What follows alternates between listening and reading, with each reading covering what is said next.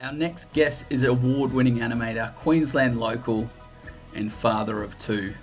His popular cartoon featuring a family of heeler dogs does an extraordinary job at capturing the day-to-day challenges and joys of parenting through a playful, validating, and accessible animation for the entire family.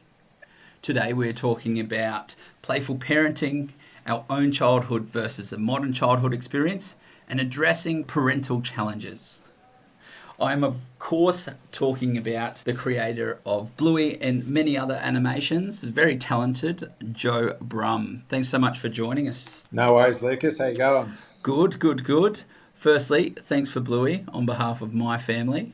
My Father's Day gift consisted of my dad's awesome book, which is a Bluey book, of course. Yep, Um, yep. and I only just recently realised through researching for this podcast where my son got the phrase "for real life" from. Right. So, thanks for that. No worries. Yeah, well, I often wondered, whether that was my kids that made that up or whether that was pre-existed then. But yeah, it makes me laugh. Absolutely. And you've done such a good job. Obviously, you've got a background in animation. Can you just give us a bit of context how it came to be before we get into the all your episodes and parenting and all of that? Yeah, no worries. I've studied. I always wanted to do something, with drawing. I love drawing, and then when I left high school, I did a animation course for 3 or 4 years, and mainly did 2D animation. This was back when we did it on paper, and then sort of lucked into a job for the first 2 or 3 years straight afterwards, it was one of the very few jobs where you just got to do hand drawn animation, and it was on that job that I really sort of, I guess, learnt, just improved my animation, and then sort of started moving into Flash and cut out stuff done on the computer, and then moved to London, and then spent 10 years working in children's TV, more or less, and that sort of set the stage for what would be to come with Bluey. Yeah, and we have met in the past, and I was lucky to hear you talk at the Childhood Summit from Australian Institute of Play. You mentioned about moving past how childhood is presented, and you highlighted your observation around childhood being presented in this milestone format. It's like, hey, go to school, ride a bike. Could you expand on your theory about that? Yeah, like I think what I wanted to do with the show was move into a lot of the smaller little idiosyncratic moments that I was witnessing while raising my daughters. So riding the bike and all those sort of big events are well and good, and we definitely put them into episodes. It was all the little weird games and weird moments that I knew would kind of fade away in time that I wanted to capture, because they seemed to me like they were just as important and just as entertaining, I guess, to my kids, and yeah, so it was very much a product of being there in the wild with my kids, that I could witness these little games that we would play, and then they became the stuff of Bluey. And I think that's probably why a lot of parents and kids relate to it, because whilst the games change a little bit, the nature of the games are common to their kids.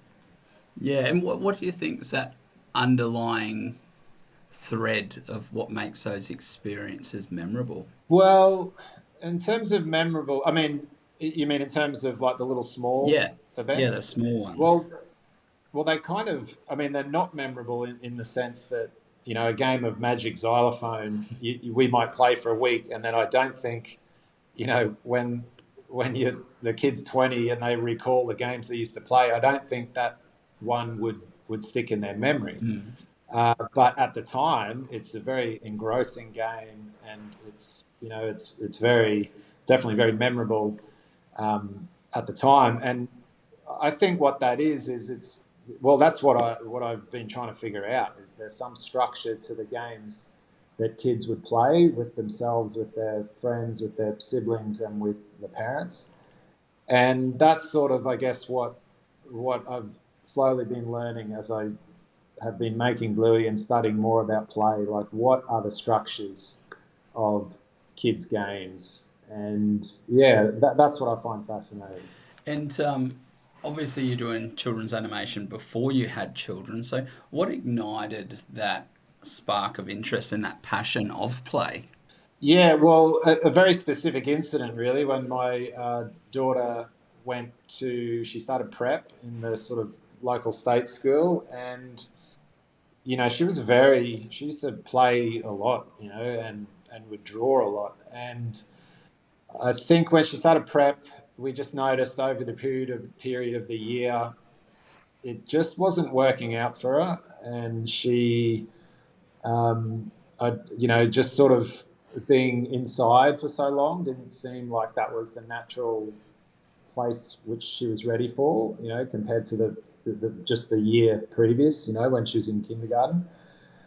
And so I started looking into it more and more, and it just seemed as though the academic learning had supplanted a lot of the time and the space that in the previous year of kindergarten, the kids would be engaged in role play and different games and stuff, and exercise and movement. And so that I kind of then, when we sort of fixed the situation, my kids started to thrive again. It got me thinking, well, what is it about this play that, was, when it was taken away, had such a dramatic effect? And that's when I started sort of reading whatever I could, and kind of figuring out, well, look, I mean, nothing you don't know, obviously, but it was all new to me. And it's like, that is this stage that they're at, where play is a really good vehicle for them learning to move out of toddlerhood and into a social setting. And it's a very important step in a kid's life, as far as I can tell, because it's when they're first learning the social rules, and they're mastering their own, temperament, I guess. Sort of, they're leaving behind that self-centeredness of the toddler period, and they're learning, because they're learning to cooperate with at least one other player, so that they can get a game going that recreates real life, which seems to be what they always want to do. They want to recreate what they're seeing in the adult world, and that invariably involves, more than just themselves. It's a social setting, usually a cafe or trains or shops. So it made sense to me after that. It's like, yeah, like, that's an important phase, and play is a really good vehicle for the sort of graduation of that phase. And if you bring in something else like academic learning, and remove the ability to play, then it's not going to be great for that, for what, I guess, the little human body needs at that time. Yeah. So that was fascinating. Yeah. And how does your childhood look like compared to your childhood experience look like in comparison to your children's childhood? Because my observation is you capture so well and acknowledge this nostalgia around the past and the 80s, as I use with my children in the 80s. If you need to watch that episode, do yourself a favour. It's brilliant. But you capture nostalgia so well, but then also you capture the modern childhood so well equally. Is that something you set out to do? No, I rarely looked back to my childhood. This is what I guess what I set out to do, was to not look back to the hazy memories of my Yes. childhood, but to just look at what was going on with my own kids, because it was so much fresher, and I was I think when you're your own childhood, you're inside looking out, Yeah, right? You're in a 100%. completely different mind state. And there's an episode, Rug Island, which it was just my attempt to reconcile that. But it's like, you're in a completely different state of consciousness as a Yeah. kid, and when you leave it and become an adult, it's hard to get back there, Yeah. right? So no, I have a very very fond memories of childhood, and especially I've got quite a few from under 5, but they're not clear or concise enough to have written any like a Bluey episode Yeah. about. But then when it came time to do the episode you're talking about, Fairy Tale, that was just, I wanted to have my little stab at how I remembered the 80s. And so that was a lot of fun, just the comparison of how we were raised. But I think the fundamental core of how I was raised versus how I'm raising my kids, I don't think has changed that much, but a hell of a lot of the sort of the style and the superficialities are different. Yeah. Yeah, and that also carries across into what you were just saying around this institutionalization of childhood and the association of, okay, time for school, school's the authority, school knows what's best. But then when you're actually checking in with that, your individual child's experience, you have to be a bit critical and be that authority in saying, well, is this the actual best based on my child? Oh, 100%. And my wife and I became extremely critical, and it is confusing because it definitely wasn't every Yeah. child. It seems as though there were certain kids, and maybe it's certain parents who want certain things out of their kids. I mean, look, when our kids stopped drawing, my wife and I are both Yeah. drawers, so that wasn't ideal for us. So yeah, I think you're 100% Yeah. correct. I think I just remember back to when I was, well, at least in year 1, or preschool. Preschool was a lot different to how it is now, and that's not just me remembering it. That seems to be what a lot of people are telling me. So it wasn't even that I could say, oh well, but I did this. It's like, well, no, we didn't do this. Preschool, we were still kicking around eating glue and stuff. So I don't know. And how do you feel about this situation you find yourself in as Bluey's now the pin-up boy for good parenting, and Chile equally? How do you feel about that pressure, if you will?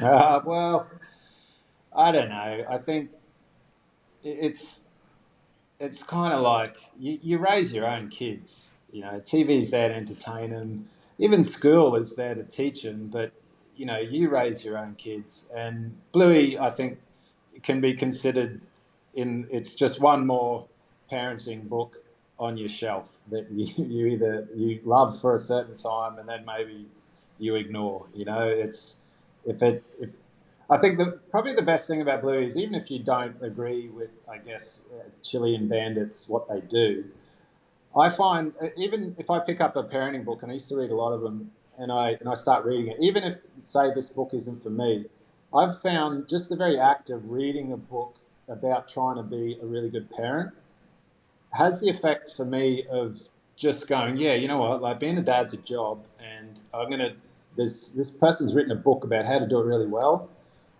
It is something worth doing well. And just the act of reading that book, even if I don't learn anything or agree with it, often would put me in a frame of mind of, yeah, I'm going to be a bit more conscious about this and try to do this well. And I hope, maybe Bluey, at its very least, you don't have to agree with anything they do, but it is a show that says, yeah, like, parenting is it's a very important thing. And this is two parents who are trying to put their whole heart into it. Yeah, 100%. And I think the other side of that is doing it playfully. Yes, it is serious. Yes, it is a lot of responsibility. There's no handbook or directions that come with your child.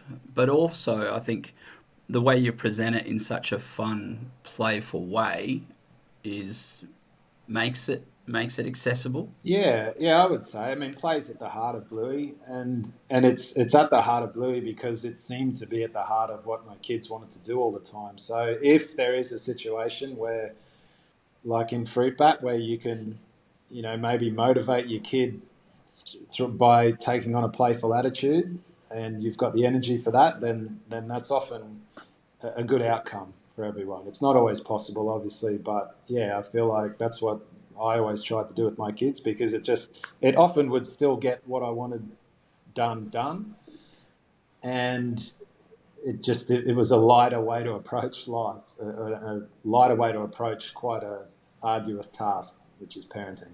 Yeah, and I just wanted to fact check something I found online.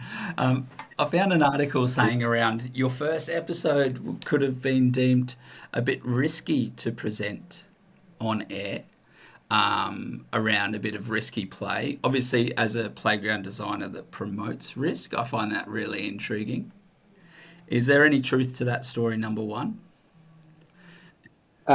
Which They episode? were Which? saying it with the pilot was referenced trying to swing 360 Oh, on a yeah, swing, yeah, and they yeah, were like, "Oh, a yeah, bit yeah. much." Yeah, that was sort of pre-pilot. It was like the very first little short thing I did, and yeah, it was my kid. Whenever I'd push her on the swing, she'd always say, "Push me all the way around," and it was just this little joke we had. All right, I'm going to try and push you all the way around. Yeah, And so that was the short, and of course, being cartoon, Bandit ends up pushing her all the way yeah, around. And it all works out. Not it doesn't work out for Bandit, but it's all safe. But when Ludo were trying to pitch the show to networks and broadcasters, they all said, "Yeah, it's really funny. We love it, but like preschool has standards and practices, and this is like we wouldn't be able to show that because it's dangerous and da da da." And so it landed in a lot of people's too hard basket. And to be fair, the show now doesn't break the rules of physics like that pilot yeah, does, but there's still a hell of a lot of we have to take all that into account. What standards and yeah, practices? and also like parent when you're starting to talk about parenting, it's quite a sensitive topic that is hard for people to stretch outside their lane. Do you have to make a lot of considerations around, okay, how's this going to be perceived? And it's a hard topic that you've made palatable. Yeah, I guess so. I mean, the show doesn't try and it's not a teaching Yeah, show, so hopefully, very rarely it comes down with like a verdict on a yeah, particular. You know what I mean? It's more. I like to think it shows Bandit and Chili from the parenting side, just exploring maybe both yeah, sides of how you do something. But yeah, I try not to think about that. It's entertainment yes, first. But yeah, that's definitely a consideration how people are going to perceive things. But if you disappear too far down that hole, the thing's not going to get made at yeah, all, really. But yeah, this isn't a show teaching, and 0% in my head is this show teaching parents how to do anything. It's showing things that have happened to me in my yeah. life usually, and you can take it or leave it. Like the aim is to be entertained by it. Yeah, it definitely does that. As you mentioned, like episodes, I can't help but puts a smile on my face. And so many conversations I've had in lead up to having this chat, it's like seems that so many people I know have a story around Bluey and how they relate to it personally or experiences they've had with their children. Did you set out to what was the goal when you or mission? Was it just entertainment? This is a cool story, cool way to deliver stuff, or what were you thinking when you first delved into the project? Yeah, well, it was. I guess it was you always want to just build on the shoulders of what the shows that you really like are, and you sort of you want to add value, add things to them, and sort of and you've got to create the show that you would want to see. So I really liked Peppa Pig, and I liked Charlie and Lola, and I liked Pocoyo, and these were the shows I was watching when my kids were really young, and so I just thought, you know what, I want to build a show that's a bit like this, but, you know, imagine if it was set in Australia and, you know, I really love dogs and they all look so different. Imagine, you know, and then that was about all consciously I had. And then, like I say, when it came time to write the episodes, this sort of thing happened with my daughter and the school, and I started looking into play, and I really started reading what it teaches, and that just helped me suddenly go, yeah, you know what, these games that we're playing, you know, there's real meaning in the reasons why they're being played and what the kids are getting out of it. And so suddenly Bluey, it was able to, the episodes and the stories were able to have a little more like heft to them, I guess. And something like the episode Calypso is, you know, it's entertaining enough to watch. It's kind of funny, but then if you're in that, if you're willing to sort of go along with it, you learn a lot about how someone orchestrates a bunch of kids playing in a productive way, you know, and sort of treats them like the different sections of an orchestra. And because good early childhood teachers do that, and I've seen them do that, and it's like I never knew they did that before I started studying this and talking to kindergarten teachers, and it was fascinating. It's like, wow, like what a great thing to do, because this is what you do to kids this age. You're trying to, you know, you've got a goal with them. They're not trying to learn their ABCs. They're trying to integrate themselves into a little social group. And you've got a teacher who's doing that. And you know, we talk about Smolansky, but Smolansky's studies that was what her studies were. You know, it was like, well, the main one was how do you facilitate play? What do you do? You know, and it just, I don't know, it's like when you discover an academic field. Yeah. It was just fascinating. So that was what then I think tapped on to all this surface level dogs and Brisbane and blah, blah, blah, and gave the show a bit of like some protein, you know? And through your research and the challenge of articulating and demonstrating or just capturing in general what a robust childhood looks like, what does an authentic childhood look like to you? I don't know.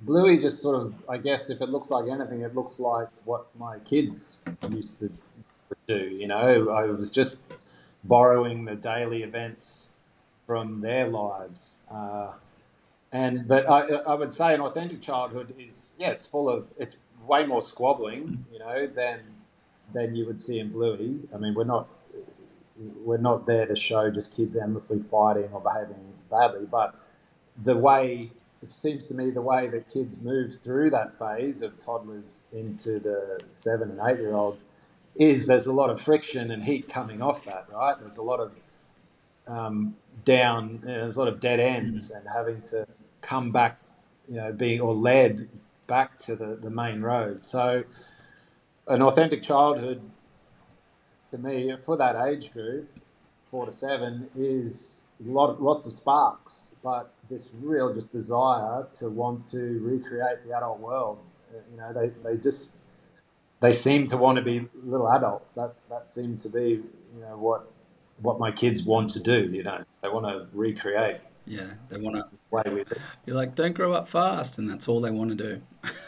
Yeah, it's a bit crazy, right? And I try to say, look, just enjoy being this age, but it's always what's on the horizon, and that's just the human thing, you know. We're always looking to the horizon, I guess. Absolutely. What's the challenges you find as a parent, switching off the Bluey hat, and how do you personally navigate the challenges that we face with raising children? Yeah, I probably the main challenges for me at the moment. I mean, there's always just the fear that you're doing it right. Obviously, that's just a general thing there. But I think for me, it's like I get my head around whatever phase they're just leaving. You know, like say they spend a few years in a particular phase, and it's like I get my head around it. I think, wow, I think I understand what's going on. But by then, they've already entered the next phase. So it's to a certain extent, it's trying to catch up a bit in that sense. I don't know. It's pretty common, I guess, from what I'm hearing from all my friends, but just trying to get them off Nintendos. And, I guess it's always, look, just trying to make sure they're having the best of what I saw I had in my childhood, which was, yeah, there was Commodore 64s and stuff, but there was a hell of a lot of running around and being gone from your parents' sight for whole days at a time. But yeah, I guess I'm just my kids are a bit older now. They're less involved than they were 5 or 6 years ago, Yeah. and so I'm just trying to get my head around what my role is now, because it's definitely a lot less involved than it was, well, both for my wife and I, than it was when they were toddlers. Like, that was intense. Yeah, sorry, it's not a great answer to No, your it question. is a great answer. I think so many people could absolutely relate to that, and you articulated it really, really well. That you're constantly playing catch up, and you're constantly thinking you're not doing a good job. Yeah, oh, always. But it is weird because I'm starting to see them cross a river now, Yeah, and they're not needing us the same way as they used to, and like they're still like your biggest fans and all that, but it's like they're just doing their own. They're starting to become teenagers, yeah. and that's quite fascinating, and it's great. But it's not like it was when they were 3 or 4. Yes. And going back to what you mentioned about getting them off screens, obviously there's more and more media around screens. What was your personal strategy to overcome that? Our personal, look, every time you say this, you're going to just have half the parents are going to be relieved and half the 100%. parents are going to be all judged and like, oh, whatever. Yeah, But we try during school terms to just restrict them to the yeah, weekend. And to be fair, they then make up for it on the weekend. But um, yeah, and just, like, it's just proximity from the eyes. I keep worrying about that. But yeah, look, there's just a general vibe of like, okay, let's get off that thing yeah, now. Uh, and school holidays are a bit of a free for all, but yeah, it's just, I don't know. Like, I just always love it when I come home and the kids have made something with their hands, and they're or drawn something. Um, I do think there's really good games, and video games have got. I mean, there's some of my fondest memories of playing with my brothers and mates, and I've made a living out of, to a certain extent, out of that world. So I want them to play the best games that humans have yeah, made, but I want them to also, have a balanced life and get out.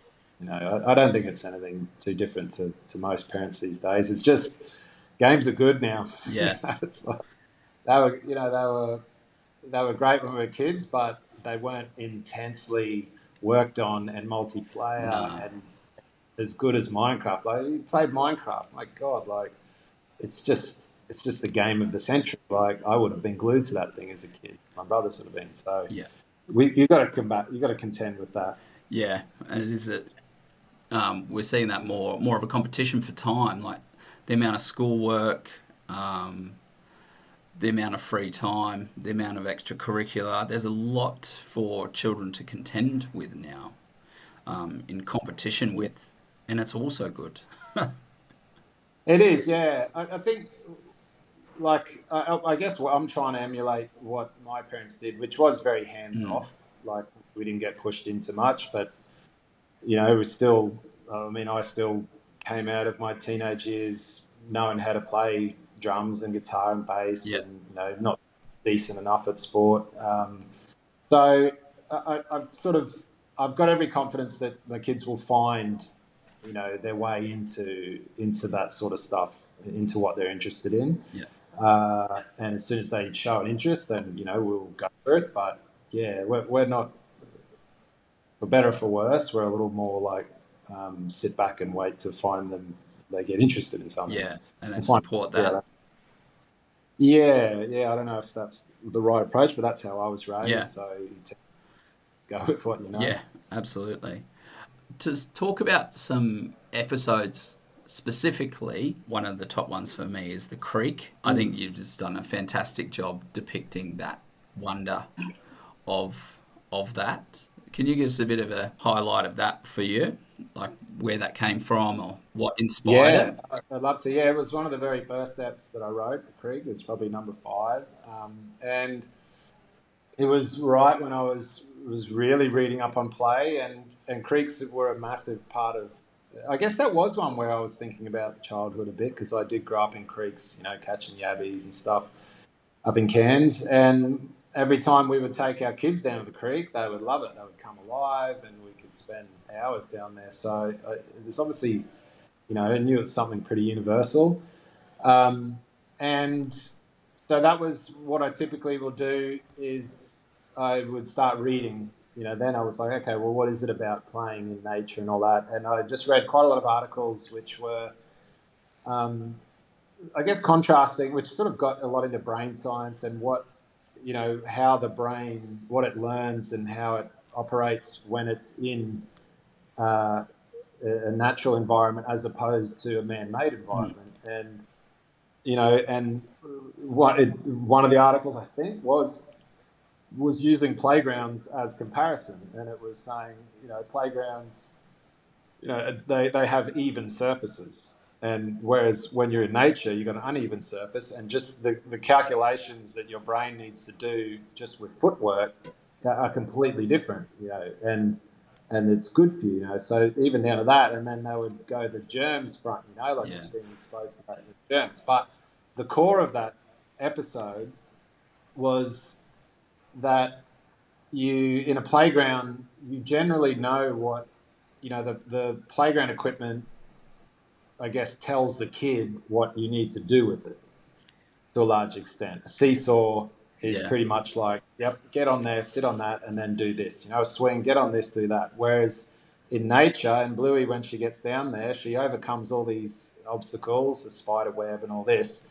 But her final obstacle is she asks Dad, well, so what are we supposed to play? Because she's in an environment where the environment isn't telling them what to play. And that's her final hurdle, Dad's just like, I don't know, you just sort of muck around. And that's enough to open for the last sort of straw to fall away, and it's like, oh, right, I bring myself to this environment. Yeah.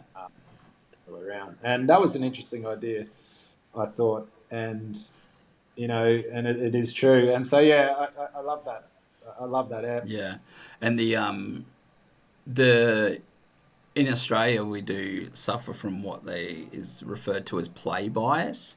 So, like the traditional climb here, walk here, slide here, they call it play bias, and it's a loading of an area with like a one type of play that has the effect of excluding the child from play.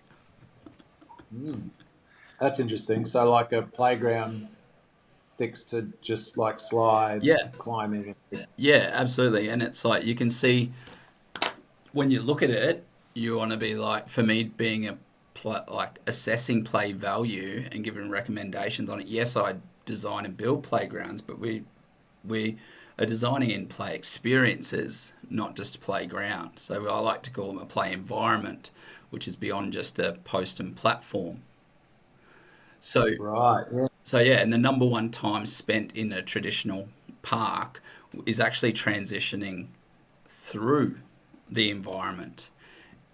It's just wide enough to move past each other. It's not like you're climbing up an area to engage socially up there, because there's not enough room, because you're just running through it. You're going up the ladder or up the climbing wall or up the rope. They're all just transition. And where the true play value comes is when you can have that extended social interaction, because the longer the play frame, the more the social interaction, the more opportunity for the learning for the child. And like parks just don't lend themselves to that. And it's play bias in the fact that you go to a public park, you've got a post and platform, you've got swing, slides, and that's about it. You go to another park, you've got swings and slides, and you might get some rockers and things as well. And when I assess a environment, I want to be like, okay, where's the imprint of the child on this space? Like, where's Yeah. the evidence that they're even here? And you can look at these huge $1 million parks and you go, okay, where's the child been? Like, you can't see it anywhere. They haven't made it their own. And that's why I love the creek, because it's those places behind the fence, it's those places next to the park that we find value in, because it honours our agency. It gives us the independence to, as you mentioned earlier, explore and problem solve and mess up. But unfortunately, so many children aren't getting that because the play happens at the destination. Yeah. Oh, that's fascinating. And you tend to see it, don't you? You know, like it's like it's a push for the play equipment. You know, Mm. it's like there's no room to sit up there and chat or form a little social game. No. It, it's like get out of the way. Yeah. You know, it's my And then the other side of it is, oh, we'll build a natural playground, and they end up building a post and platform out of wood and putting sandstone yeah, around it, and now it's natural. And you're like, no, it's not. You've just recreated the same thing. It's just ending up in a realm of yeah. play bias again. That's true. And often, a lot of the best games I've seen from my kids and the other kids at the playgrounds, sometimes underneath the big swing platforms, they have a little shop front set Yep. up, and got a chip bark and stuff like that. Like they're often where I guess the play, which is more as you would see in a Yep. kindergarten, starts happening, which is like a little shop customer and. Yeah. Um, And you yeah, see, and often I find they're too prescriptive. They've got little oh, scales and yeah. Or it's a rocket. So it's a rocket. yeah, Yeah, yeah, and those shop fronts are generally where the only evidence you'll see of children actually being in that zone. It'll be like a little bundle of leaves off to the side on that little shop front. yeah, Um, yeah. It's like and also, yeah. generally with those little shop fronts, it's a one entry point into the little shop front as well. So whoever's Yeah, entering into that zone is they're making a conscious choice. Okay, I know the play that's going on here. I'm actively engaging with it, or I'm moving on to my other stuff. yes, yeah, So yeah, I want to move towards that gross, like big physical movement. Yeah, I'm going to run up the platform, or I'm going to go swing or move fast. But if you want that social interaction, it needs to be in an area where you're separating those frames or the styles of play. yeah, hundred Otherwise, it percent. just doesn't last. Yeah, it's kind of like on a highway Yep. almost trying to play. Yep. Yeah. And that's where we're seeing great success with the evolution of the junkyard playground. Um, Oh, we okay. have a 20-foot shipping container. We call it the Imaginasium, and it's full of junk. It's like boulders and rocks and hammers and drills and wood and pallets, and it's like going to the tip with your dad. And we open that up and Yeah, say, "All right, have fun. Keep yourself yeah, safe." And the yeah, creations that come out of it are phenomenal, because environment creates behavior. So if we create a robust environment with diversity in material that a child can engage with, that means they're gonna their behavior is going to reflect that, and they're going to play how the environment supports them. yeah. I would definitely second that. I mean, the amount of times I've spilled water on a keyboard and said, "Ah, kids, this one's busted," and then that would spark games for Yeah, days. Just the old keyboard, and it'd set shop fronts up and all yeah. sorts. There's even a school in there's a few schools in Brisbane doing it, but one of the principals have been capturing some data around this junkyard playground and really changing the policy on play. Wow. He converted his tennis court and just filled it up with junk. So the children go build their cubbies, and they have saws and hammers and water pumps that they make their own water courses and mud kitchens. And Wow. the policy is that play is not to be deprived as punishment. Yeah. Okay, that's interesting. How old? These are Primary primary, school, like. yep. And so it can't be deprived. He switched lunch times around, so you actually go and play first and you eat your lunch after. Wow. So it gives them that mellow time out, and they'll actually eat their lunch, because when you get out of classroom, especially for a boy, you eat your chips and then you go, "Can we go play now?" And Yeah. you leave Yeah. the rest in your lunchbox.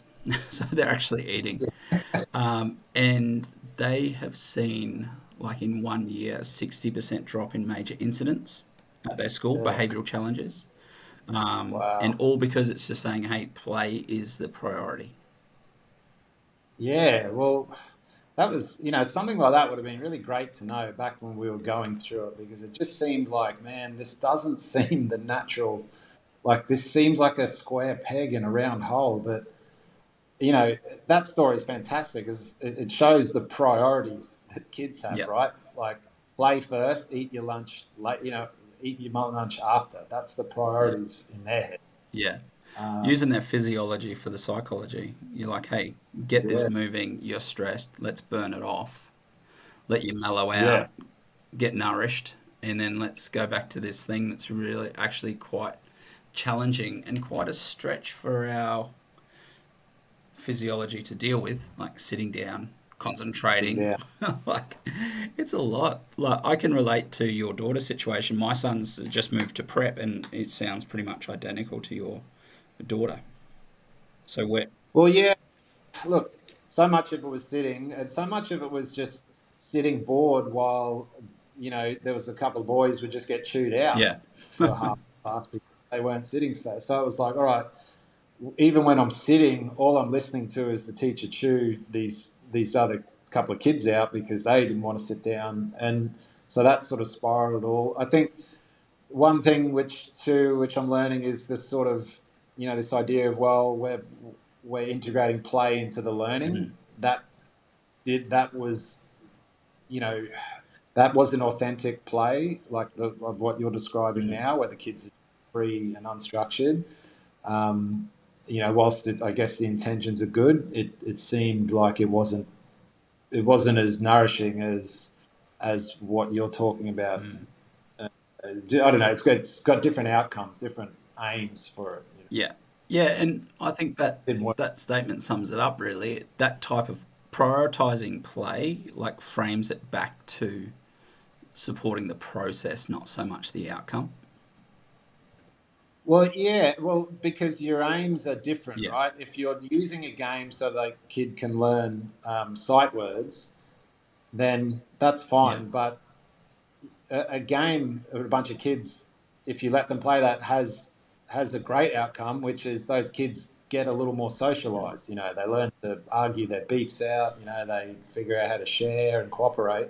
That's an outcome in of itself, and I would argue probably that outcome takes precedence and allows that kid to then learn their sight words better. Like, you've got to master just being able to cooperate with the kids around you and all that before, before you're ready to learn sight words. And not to mention just how it improves the kids' imagination and ability to, to recreate a world in their heads, yeah, which then becomes of vital importance years later when you want to try and imagine what ancient Greece looks like. yeah, Yeah, I don't know. yeah. You I'm, do know. You this do is know tough. a lot. That's for sure. I do, and I sorry, what I'm saying, I don't know. It's like it was a really shit year. Yeah, Thinking about how it was like there was just so much that I feel like I hope is being improved for kids like yours now who are just starting it. yeah, yeah. It. I like to think it is, and yeah, I'm optimistic about there is those principles out there really pushing the boundaries, and um, the fact that a lot of this is happening in Brisbane is really cool. Yeah, good. All I can say. Yeah, and I'd like to get your thoughts. We've discussed play a lot, but what does play mean to you? Well, I mean, look, you come across all sorts of definitions in your reading. I can't think that popular one, which is it's the voluntary overcoming of unnecessary obstacles. It's a very nice academic way to look at it, and contained within that is it's pretty clear cut to a certain extent. But yeah, like, play to me, I guess as an adult now means going and playing sport, playing touch footy or soccer, and other than playing with my Yeah, kids, it's playing with their kids now has taken on more of it's now that they're a bit older. It's kind of it's a little more like jazz now, and is the best way to understand it. Whereas they don't want to play an organised game with me like they used to, like cafe. I'm not a customer or anything like that. They just want me to grab them and tickle them and squeeze their legs and yank them this way and just roughhouse with Yeah. them. That seems to be what I've been doing for the last year. And but in terms of play for me, yeah, like it's playing soccer or touch footy, and I know it's important for me, and because I it's a completely different world that I enter when I walk onto the field, and these are just muck around games with mates and stuff, but I just love the immediacy of it. I love it's just a different.